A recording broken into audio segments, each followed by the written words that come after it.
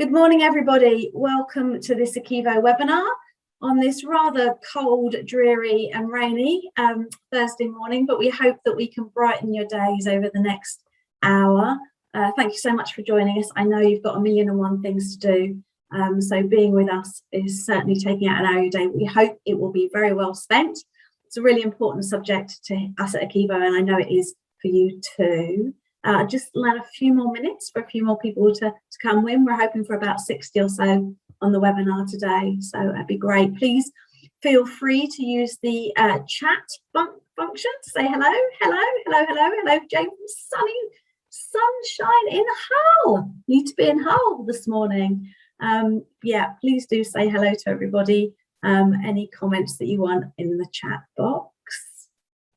I think I'm going to start, as it's 1 minute past, in respect of all you lovely people that are here on time. Hi, John. Hi, everybody. Oh, it's so nice to see so many members joining us. Again, thanks for coming and joining us on this morning. I know that you're all really busy. It's that time of year where everything seems to be happening, and Christmas seems to be fast approaching. Too fast. We need to slow it all down. Got so much to do. So once again, everyone, very, very warm welcome to you all this morning. I'm Anne Wallace. I'm the head of membership at ACEVO. Vicky and the rest of the team send their best regards to you all. I was got the lucky pick of doing today's webinar, so lucky me, but you will be seeing them in other events that are going on. Our guest speaker today is Nancy Hay. She's the Executive Director of the What Works Well Centre for Wellbeing, which brings together global knowledge base of wellbeing and makes it accessible and practical for all. So really looking forward to that. As mentioned, please use the chat box to introduce yourself, to share contact details with anybody, or to make general comments. Particularly if you've got a question for Nancy, or you'd like something discussed after the presentation, please use the Q&A box for the questions. I'll be moderating any questions, but I'll only be looking at the Q&A box for that. So please use that instead of the chat if you'd like to ask anything or discuss anything.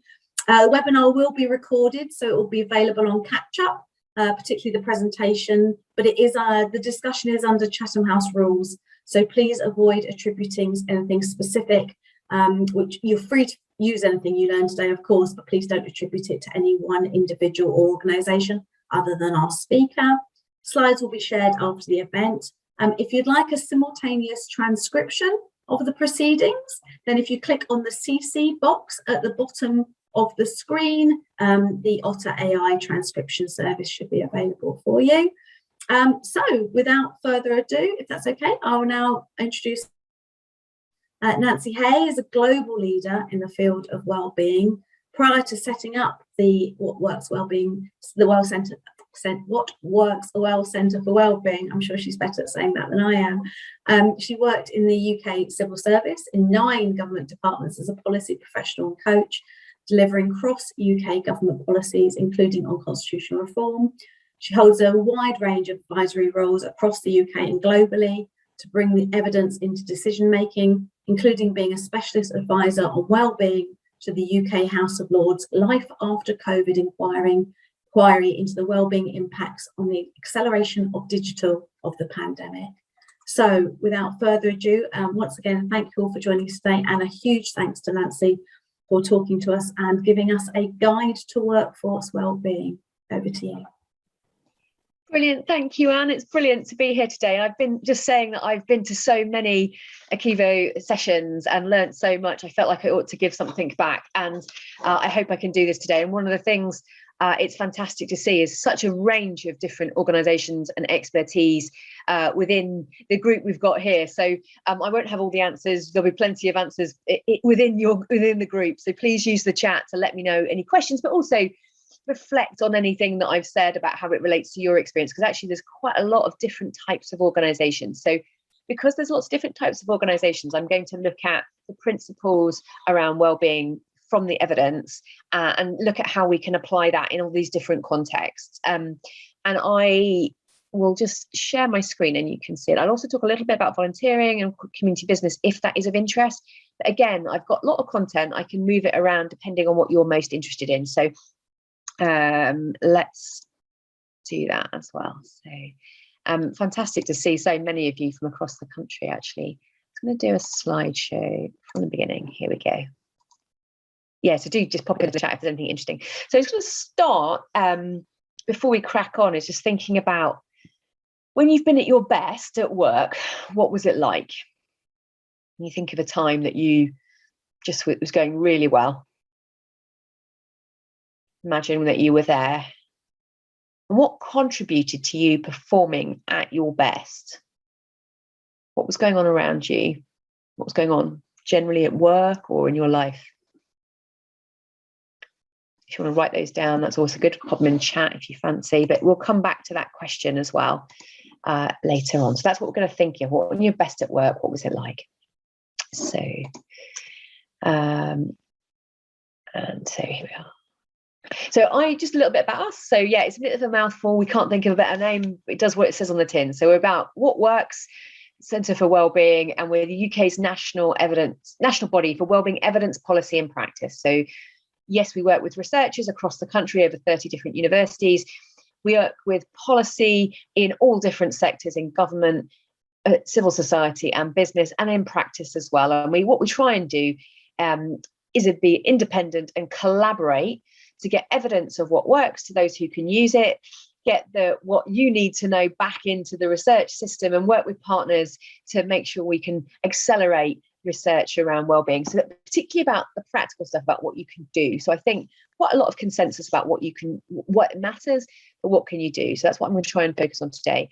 We have a particular area of focus in working age in business, and that's because if you look at this bit on the right hand side, people are miserable between 23 and 68, and that's when we're at work. And so, and there's a lot of things that workplaces can do. It's like a setting like any other. But we also look at places in community. Wellbeing varies across the country, and that's why it's really interesting to see that there's different people around the country here, because the conditions that you're working in and the sectors that you're working in will have different experiences of wellbeing. We also look at loneliness and connection, and we partner with the Campaign to End Loneliness. And then we look quite specifically about how you know what you know. So the methodology, how you weight this, how you understand, how you can have the biggest impact. We call wellbeing economics, bits like that. And we've got partnerships across the life course, but we're talking very much about working age and workplace at the moment. Why do we do this? You guys are really busy doing the thing that you're doing. You're experts in what you do. You need to know quickly what you need to know. And we try and get that to you so that it's democratized, that evidence base, so that you can access it when you need it, because you need to be able to do your jobs as best you can. And what we do when we're busy, it's quite hard to differentiate between all the different studies that we see reported in the newspapers and stuff like that. And what we do is look across the whole body of evidence. It's called reviews, and we look at that and we weight it and look at how much you can rely on those different factors and how confident you can be sure of it. Because we tend to pick the thing that we care about that reinforces our personal opinion as well. Brilliant stuff. So I'm just having a look at the quick act. I love it. And what I'm aiming to cover today is the drivers of wellbeing at work. And this is important because you're in different working conditions in different parts of the country. We'll look a little bit about the evidence of what organisations can do. I'll have a little spotlight on the volunteering work that you organise in the civil society context generally, because I think it is different. And then some practical tools for action planning and some specific studies, potentially something that's useful for you personally, but let me know what you're most interested in and I'll try and follow it. So just having a little think about wellbeing, what sort of images do you get when you Google it or you think of wellbeing yourself? Feel free to add in the chat if you want. Okay, so some people are still challenging it. So we tend to think of wellbeing as it's marketed to us. And somebody did this study, which is, essentially wellbeing has like an image problem and people think it's kind of fluffy, and it's really not. And I'm hoping to show a little bit of that today. This is kind of sort of the images we get when we think of well-being. We tend to get white women in spas, relaxation type thing, leaping for joy. There's lots of positive emotions out there that aren't that energetic, although they're fantastically joyful.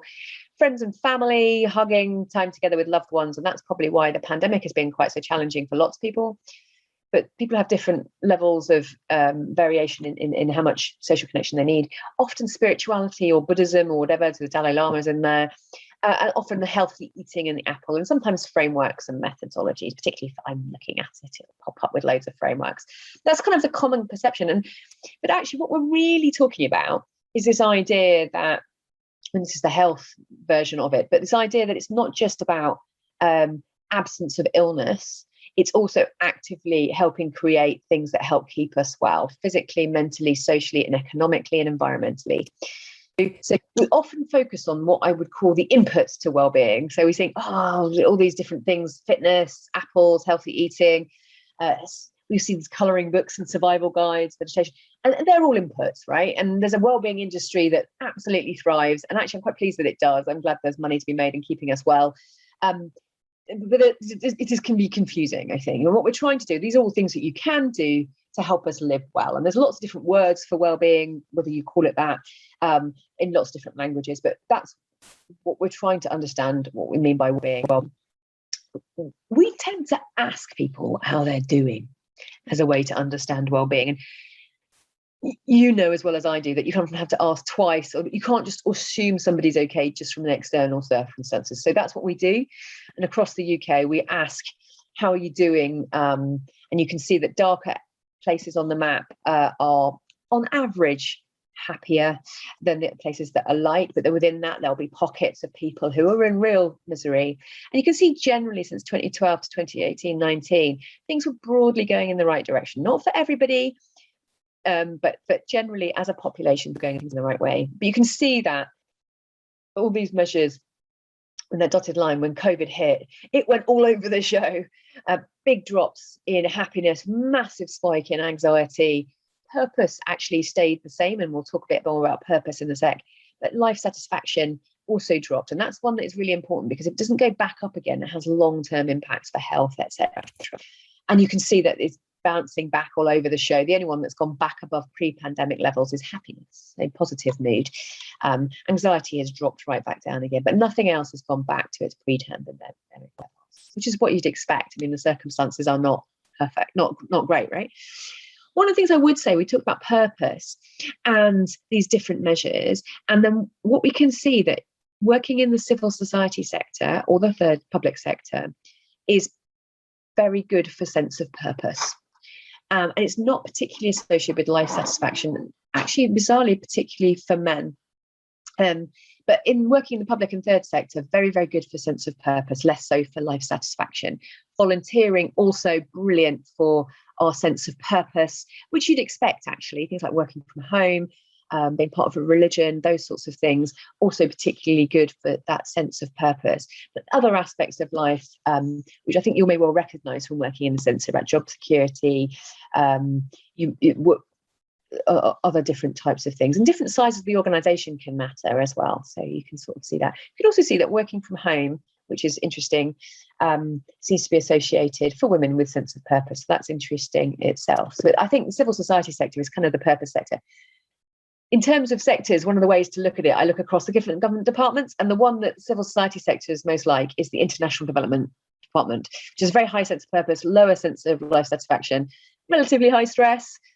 There are other ones that vary. So Ministry of Defence, super low anxiety, but fairly miserable. But there's other ones that vary in there. But it's more like the sort of international development sort of sense of purpose is very strong. But I often think we get other things right. What we're able to do is understand what that sort of overall well-being is made up of. And this is important because when we look at it in the workplace, we can start to see that makes sense. It's just a setting like a community that our beneficiaries are part of. So the things that make the biggest difference in our lives is our social connections and our physical and mental health, our basic needs and the context that we're in, and having a sense of trust about the community, people can be relied on. And then these other things that make a marginal distance, sort of that things that you do in your life, the music, physical activity, engagement with green space. We can also see that work really matters. So being unemployed, really big problem for wellbeing. We're actually one of the longest lasting impacts, most robust things that we know. So work really, really matters. But once we're at work, the quality of that job matters. And so that's what we're going to talk quite a lot about today, is how all of these interact in the workplace context. So again, I'm going to go back, see if you can think back to that time when you're at your best and what was going on for you.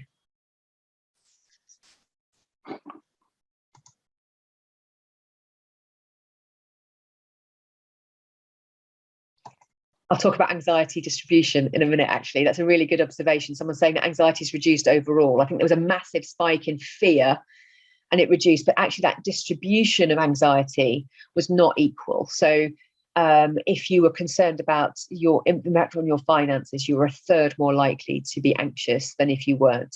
And of course, the pandemic, as we know, has had a very different experience for different people. So 60% of the workforce has never worked from home during the whole time, whereas a lot of us will have done. So that variation in experience is really important. And that's what I'll try and get to with this workplace bit as well. So when we're thinking about I can talk about that a bit about the funders as well. I'm just looking at the chat as I go because I find it so fantastic to see people are responding. These are the sorts of things about a job that help appreciate our well-being. So 25% of people said work helped them cope, and this is why.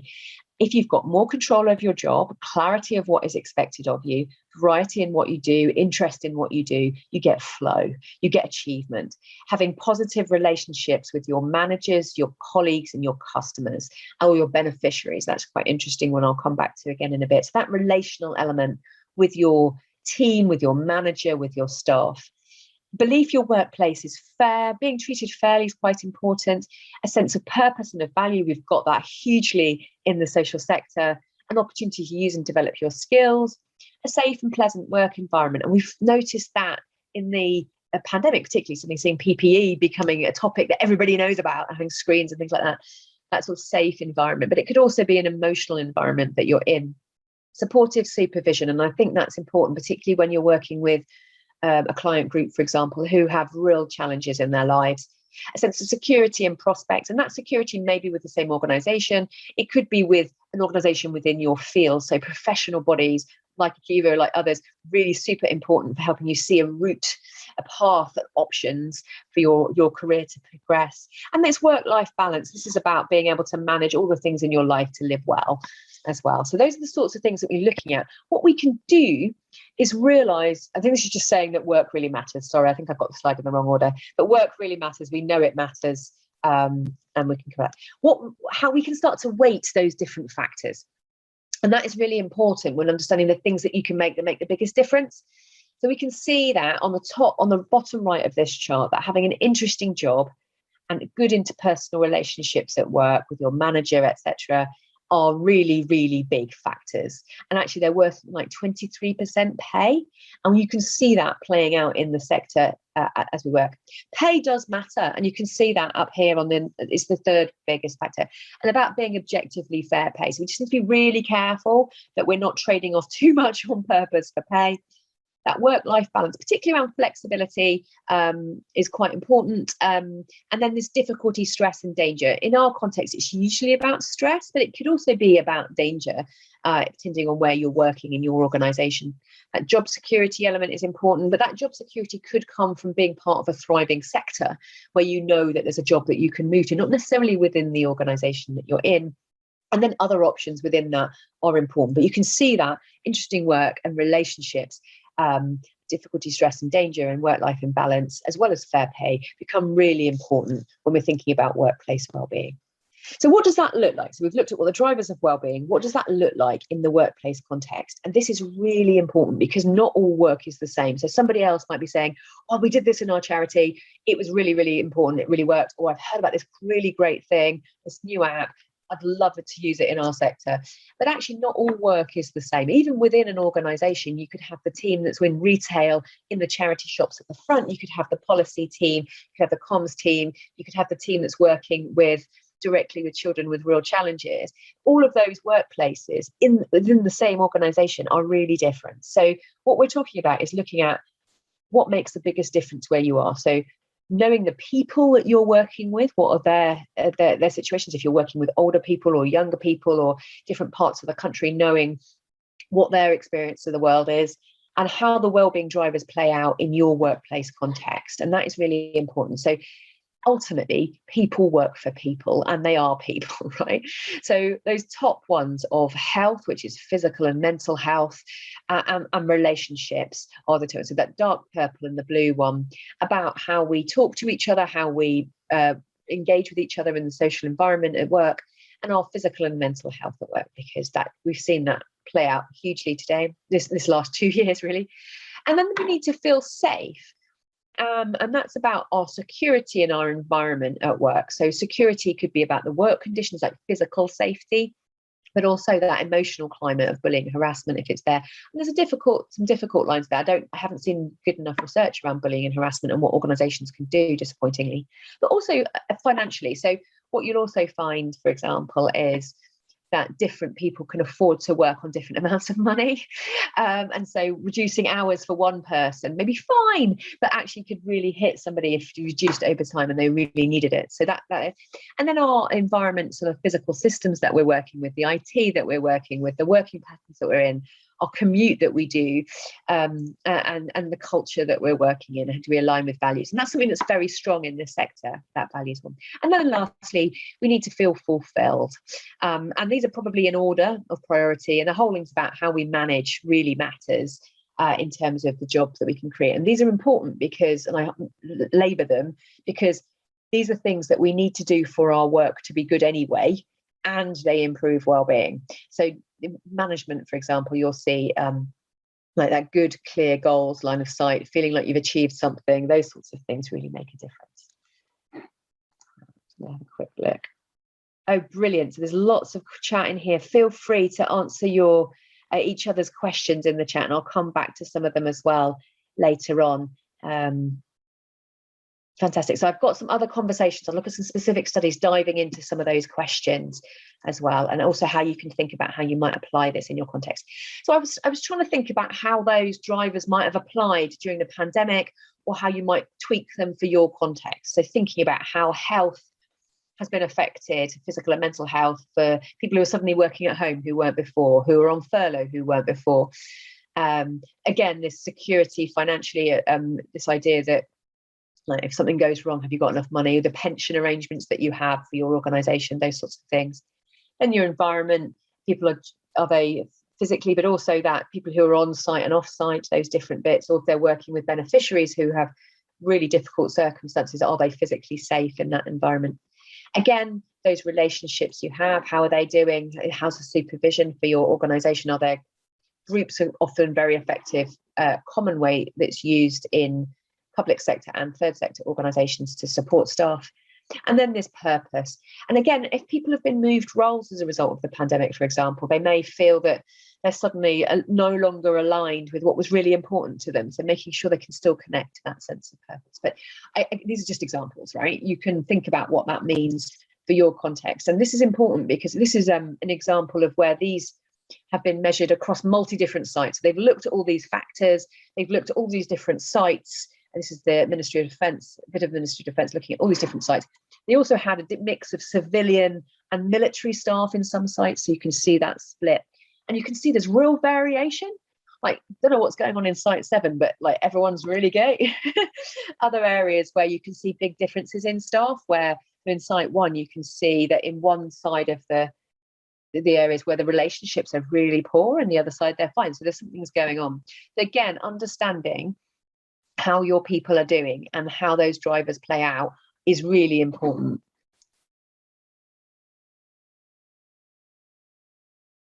Okay, so this is again, how do we manage these practical relationships? Feel free to have a go at answering these examples. I think you'll have some examples as well. I'll do my best to think about those relationships. I think also it's worth saying that the most important thing an organisation can do, I think, is to continue to exist and to deliver its purpose and support jobs. So I think I think employees and employers have a step to go, and I think at some point they won't be able to continue to support. So there's a challenge there about how we support inclusive work, and at the same time as continue to deliver what it is we're here to do. And I think there is a boundary. Where that boundary is drawn for your organisation, I don't know. But I think that's the same with lots of boundaries that we don't think would be useful to see. It's worth also saying that it's not great in working age, and you can see this nationally, that the midlife crisis is kind of real, frankly, so that we peak at 23 and 68, and at 48 in the UK we bottom out, and that's linked. It's not causal, I don't know, but you can see a similar pattern in antidepressant prescribing there by age, where the peak here is between 45 and 55. And again, with suicide rates, this is from 2014 from the Samaritans, but it's the same now. peak for men is 45 to 49, and for women at 50 to 54. So you can see that during working age, people were dealing, our life circumstances are pretty challenging, so, or can be for some people. I won't talk about that as well. So what works? So this is sort of some of the questions that you were getting into, like, what can I do? So we can see with reasonable confidence. So we have an array of rating evidence of, like, if we're really confident, like there's loads of studies, really robust, we'll give it 3 locks. If there's a good number of studies that point in that direction, we'll give it 2 locks. And the arrow is around performance. So we can give people training, resources, skills, problem solving that help people do their own jobs better, that feel better about themselves, and they can often have positive effects on wellbeing. And this is difficult because I think people tend to hate wellbeing training of various kinds, but it does actually seem to work, which is slightly annoying. Changes to the way we work also can help. So, and I'm big. I think the thing that the pandemic has accelerated is this digital stuff. So the changes to where the systems that we work. If it's deeply frustrating to log on, you spend 20 minutes of your day logging on and then you can't use that time effectively, or that job design or that layout, we've had to think again about office layouts. Alongside training, often they can improve performance. But where we see the big difference for organizations is around where those ad hoc initiatives are joined together and thought of across the piece. And then we tend to see we're more likely to see improvements in wellbeing and in how the organization functions. And they're massive win-wins for an organization that may not have a lot of money. But I talked about some of these things. So you need to know why you're doing the different things that you're doing. So we get sold loads of things. We've got loads of ideas about what to do, but knowing why we're doing the different things, so we're not comparing the wrong things together. So I tend to think about the things you do when someone is struggling and in crisis. This could be like mental health first aid as well, particularly like what you do. You step in, someone's not well, you're anything that you do for staff that are unwell, physically or mentally, step in. Or could be a financial crisis, they could be having a divorce, someone's died in the family, those sorts of things. Then there's the sort of the bit that you do around prevention, where there is higher risk, but we still need to do those things. Or those people have maybe they've been unwell, but they're in recovery. They're slightly higher risk. So we look at a little bit around there about how we keep people well, and so that's the sort of thing you do where, okay, we have to treat people in a hospital, but we've got COVID here, so we're going to add extra PPE and we're going to think about that relevant risk. But then there's a whole bunch of things that we do that actively help produce the things that keep us well. And this is the sort of thing that can help us deal with the ups and downs. So just thinking about the things that you do in those types of domains can help you sort of differentiate between the apples and pears types of things. There's no point saying to someone, oh yes, you need to go and do mindfulness, or whatever it is you happen to be offering at the organization, when actually they're in major crisis, right? So you need to work out how to help them deal with a panic attack.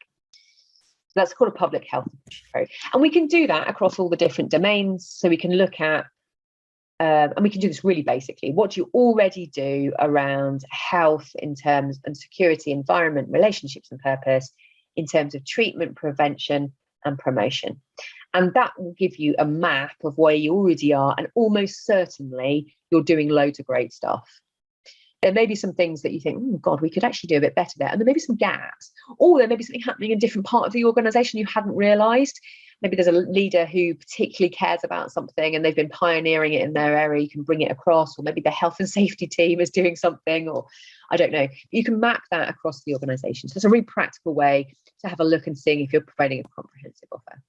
We've got a theory of change for volunteer wellbeing, which helps us understand again how we can maximize the wellbeing benefits. And broadly, volunteering improves wellbeing, but it doesn't always do. And you can see this little red dot here of increased stress, exhaustion and burnout. We know there's sort of overburdened volunteers territory. And there's ways we can do to help maximize the benefits of our volunteering on wellbeing and reduce some of the challenges we can have. So if you're interested in that, that is the summary of all of what we know around volunteer wellbeing, and I can put you in touch with colleagues there.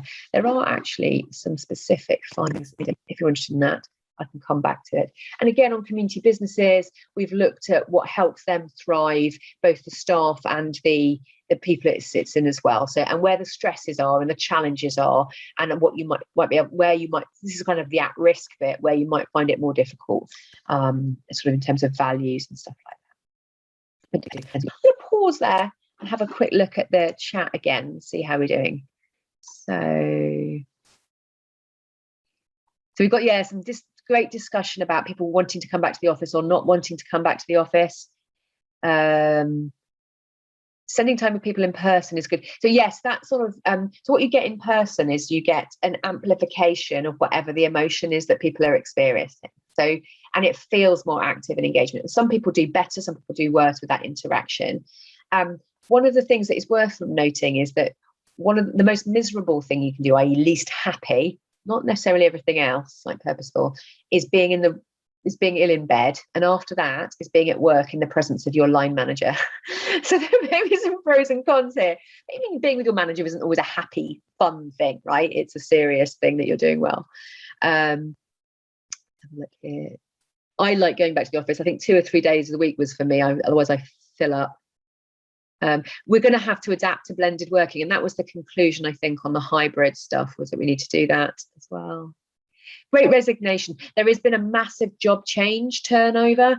What we've seen is a huge number of people changing jobs. A bit of that is what I call pent-up demand to change jobs. Like nobody changed for 10 months or a year, and then suddenly loads of people changed at once. And that's quite hard to manage, I think. But also I think people will have reevaluated this, but also their life circumstances will have changed. People moved house, and we'll look at commuting in a minute, and that will affect what type of job they want to do. A colleague of ours had a baby and was like, well, actually, I don't want to be commuting to there. I want to go to something that's slightly closer. And so those are the sorts of things that we were thinking on. On the Great Resignation, what we're also finding in our organisation, I don't know if you will, is that people are more keen to work on a freelance basis, which is interesting. They can pick and choose the projects that they work on rather than having a management role, which is a real challenge because you need people in the organisation.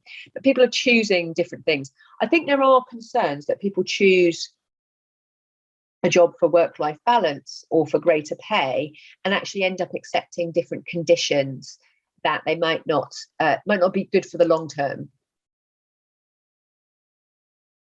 I know, isn't it awful? I'm sure that's an average.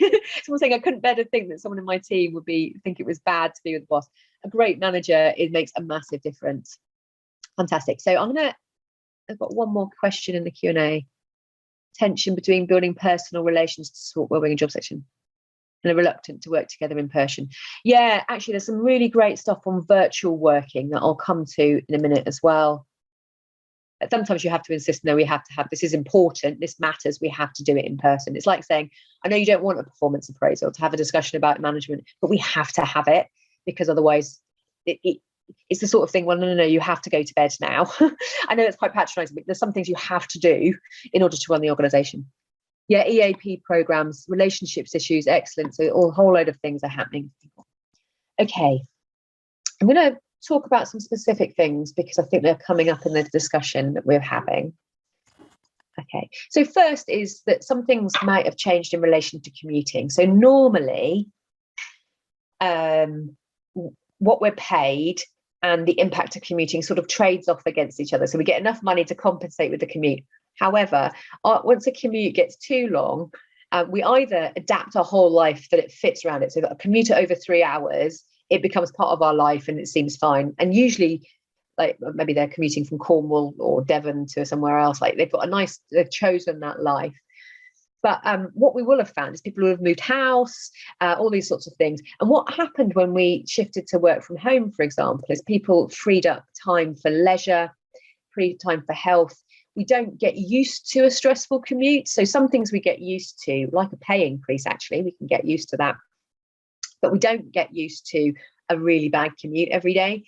And so there's a stress that comes from that. On the other hand, people who have an active commute or some sort of walk or breakup of the day or boundaries can really benefit from it. So, but it's worth thinking, like if you move offices or like what is going to be the impact for people in terms of their time to commuting? It's not much you can do about it, but it's worth thinking about the sorts of things. People might have had a wellbeing gain from that. Teamwork, we've asked about. This is the evidence on teamwork. We looked at what the evidence on teamwork. So we find that shared activities can improve wellbeing and performance by improving the social atmosphere at work. And this is sort of the positive environment that you're in. You get to know people, it builds trust. You don't need to have, it doesn't need to be a fun activity, actually. It doesn't need to be like a fun away day. It can be. But you can just work together, doing things together, particularly if it's a positive thing that you care about. So that's one of the things that work does. You're working hard together on something that's important to you. We don't find any evidence around perceptions of fair treatment and things that we're doing about that. So that's intriguing, because we do lots of things because we want it to be, make sure we're treating people fairly, but we can't find any evidence of what difference it makes. It doesn't mean it's not necessarily a good idea to do for other reasons, but it would be really helpful to look at that evidence. But basically, teamwork, usually a good thing. Some people need more or less contact, but you'll know that in terms of your introversion. But even those who are really introverted, quite happy in their little bunkers at home, do need some level of interaction. So even if they can be cringy, it's important. And again, so this is the sort of thing that helps lots of organizations survive difficult times. And this is why it does. So this shared sense of values or pride in what they're doing really helps organizations be resilient and achieve high levels of performance. I think the risk in the civil society sector is that we over rely on that to achieve performance and without doing the other things. And I think in the other sectors, it's the other way around. We over rely on pay to achieve that. That's about teams, but I won't talk about that. And again, I know it's really boring, but it's important. So good people management practices make a massive difference. They make a difference to sickness absence, which I'm not sure is a brilliant metric right now, but that's commonly used metric. But it improves outcomes, not satisfaction for people's job satisfaction and the satisfaction of placements. It didn't make any difference to whether or not people died, but it did make a difference to the working environment, the engagement of staff and everything like that. So that good people management practices is probably one of the best investments that you can make, is how do you manage your staff well? And again, that relationship with the manager is such a key thing. And again, how do you manage people remotely where you can't see them? And what we find with management training is that reflective practice is one of the basic things that really makes a big difference. So reflecting on how you're doing it. So what we were working with researchers basically said to us was, you can use the pandemic, particularly this experience of switching to remote management, of learning about how to manage better. And I was like, of course you see it as a learning experience, but it kind of is. So these are the sorts of things, if you're interested in looking at how you can, what can go wrong with a remote management and how you can improve it as well, if we're wanting to talk about that. So there's some evidence around that. And that was from people who've been doing this all the time. We focus quite a lot on that manager.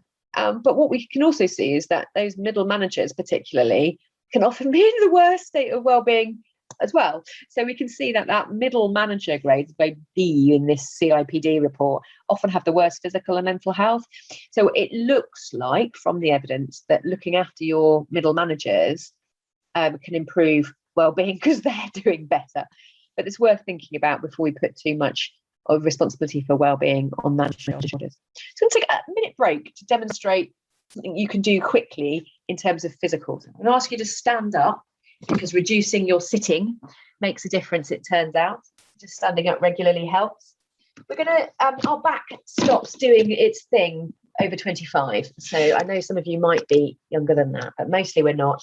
And so we're going to move it on 3 different planes.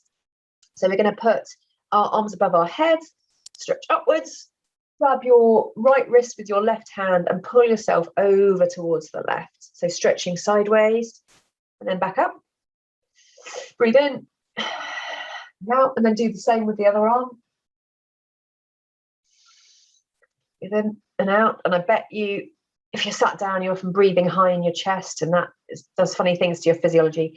Then we're going to put our arms forward and curve our back backwards. And arms around behind you and pull your chest forward. So that's forward and backwards. And then we're going to turn to the side. So put your hands and look out the window, shift your eye line gaze. Oh, the sun's come out here. And then turn to the other side, twist around. Brilliant. And then maybe move your wrists around if you've been typing, shake your legs about a bit, get the blood moving. And that took a minute. And that's really great. It turns out really good for our physical health. So the best thing you can do is look after your musculoskeletal health and your mental health, because that affects how much pain you can be in. But those sorts of things make a big difference. And so I was standing up during a meeting yesterday as a result of hearing some more standing up research from our colleagues. I hope you enjoyed that little bit of movement. I just want to talk about a few other little things that you do for yourself, because I find that people tend to find this quite useful. And as leaders in organisations, it can be quite tricky to look after yourself. Oh, I've got an arthritis. Oh, phew. Musculoskeletal stuff for the win. I'm a big fan of that. If we can work out a bit more musculoskeletal, we're in a good place. So what happened? So one of the things that I really wanted to say about the pandemic was it was about change. And we are really bad as human beings at dealing with change. And many of you will know this. There's lots of differences, a change curve. But change itself takes brain space because it increases our focus. So normally we automate a whole load of stuff and we just go along our world. But when change happens, we have to focus in on that change. And that also means that collaboration is harder and teamwork is harder. And if there is uncertainty, we get scared, and we don't like getting scared because then we feel out of control, and we like doing and we like control. And so that's really interesting just to know that that's what's happening. And so we'll often rush to act. And I think many of us who work to help people like to go and act quickly. And that's fine if we're doing the right things, but sometimes we can overdo. We also had the problem we weren't able to plan for the future. And a lot of the happiness we get is from planning that, from a holiday, for example, is planning for that anticipation.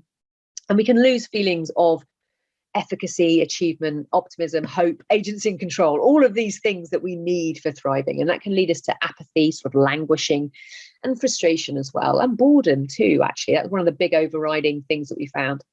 And actually, it's incredibly normal to have good days and bad days and ups and downs, actually. And we need to remember that. I think it got heightened, but it's very normal. All of these emotions are information, like they are like facts around the world. And we reflecting on them and understanding what our emotions are doing, and then thinking about how we communicate it and what we do with that information is really helpful. And that's what we're doing as well with this national data. And this helped, but generally, I think, hugely, we've been hugely resilient. I'm super impressed about how adaptable people are, how our kids are just like amazing. They just adapt to this stuff, and how hopeful that makes me for the future.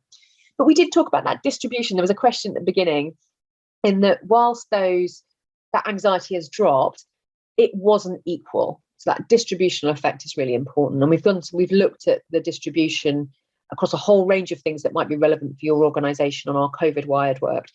But high anxiety, for example, was up hugely. It basically went up to 50% of the population from 20%. And low happiness doubled from 20% to 10%.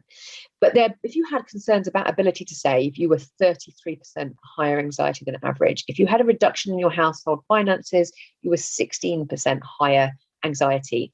And those who are renting and self-employed were more likely to be negative in terms of anxiety. So these are the things that, just because some of the organisation are doing well, there'll be different effects that are going on. So these are the sorts of things that I find really helpful. So take a science-backed action. These are all quite good rules of thumb that you can use. I use them in our team, I use them in our organisation, I use them in our management, and also personally. So the 5 ways to wellbeing, I think many of you will have heard of. Connect, be active, take notice, keep learning, and give. These are 5 practical things you can do daily to help look after and build your mental well-being in particular. Not necessarily the most important things, but they're really practical and actionable. And for young people, the Children's Society did a similar one, except for give, they switched out be creative and play. But there's no reason why adults shouldn't do that and kids shouldn't give. It's just that we needed 5, all right? Action for Happiness, we've evaluated their course and it works, both for individual, your own well-being, and for other orientated well-being as well. And so their Great Dean one is very good, again, very science-backed. The one I also really like is this Perma Plus one, which is positive emotion, engagement, or flow. Csikszentmihalyi sadly died this week, but his legacy is very much in this flow world. Relationships, meaning, which we get in spades from our work, and accomplishment, actually achieving stuff. So I think there's sometimes where you're working really, really hard and not getting anywhere. That is equally frustrating, and work can provide huge amounts of all of that. The other bit, though, is our physical wellness, so our physical activity that we do, our nutrition, get your 5 a day, what you eat and drink matters. Your sleep we see very associated with all sorts of mental ill health, and then optimism, and often taking action helps. So pick one of those, use one of those as your guide, and yeah, you can Action Happiness do loads of things you can follow along if you find that helpful. Just a couple of 6 ones that I find really helpful. It comes from the US Navy SEALs, and that's why it's called Resilience and Bulletproof Mind. Because my boss was was a Navy medical officer previously, but actually they're really helpful and I find them practical. So I'm just going to run through these, pick one of these that you like, that works for you. The first one I love is Eat the Elephant. I get massively overwhelmed by big tasks that are a year long, and actually just picking the next thing, breaking it down, and also the elephant makes me chuckle, which automatically makes my thinking a bit clearer. And visualizing that success. So I think a lot of you will do this, but think about what does going well look like, and getting yourself into that frame of mind. Emotional control, and we did a bit of breathing earlier when we were doing the movement, but that breathing technique is a fantastic one when you're under pressure in an environment, because you can do it without people really noticing. But if you breathe in for 4 and out for 4, 1, 2, 3, 4, you can do that without people noticing, and it gets your stress hormones under control. And if you need a bit more energy, breathe in for a little bit more. If you need to calm down, breathe out for a little bit longer. Those breathing techniques are really helpful. I just count on my fingers, 1, 2, 3, 4, and you can do that by the sides of your thing. It's like, I don't know, stressful staff meeting or something like that, or you're nervous about giving a talk. Reframing things, helping see the learning in these things, particularly avoid looking at, if you tend to catastrophize, that would really be helpful. Thinking about how you reframe those things. Small victories, and this is a brilliant one for teams. Focus on small successes, be super proud of it. It's really easy to forget all the awesome things that we do. So celebrating small victories, lots of positive mood from success and recognizing that success. And camaraderie, and I love this one. Spending time thinking about what brings meaning into your life, and those who share the same vision and values, and caring for those people because they will care for you. And that's really important if you're part of a team or a family or friends that really care. So that caring for others and those things are important. So pick those. There's also Every Mind Matters that we helped in, which are real practical ones for the campaign, and for the pandemic, and 3.4 million people have done a mind plan, and they do work. And have a go. They obviously only, like, if your circumstances still need to change, you still need to sort of circumstances out as well. It's not just that, either or. What it says, we can see it matters for productivity. So this was in a call center, which is notoriously miserable, and we can see that this is a happiness intervention. Happier people did better at work, but also they are happier, which depends which way you care about it. And also, I think of it as a good corporate citizenship. So if I can do at work and they take it home to their friends and family, they're taking it out into their community. They coach the sport, they run the brownies, they look after the neighbours' kids. They take that out into society. So that's why I see why organisations should care about this. And I'm going to stop entirely there, and we can have a chat, if that's all right. Are we able to have a chat where we see everybody, Anne?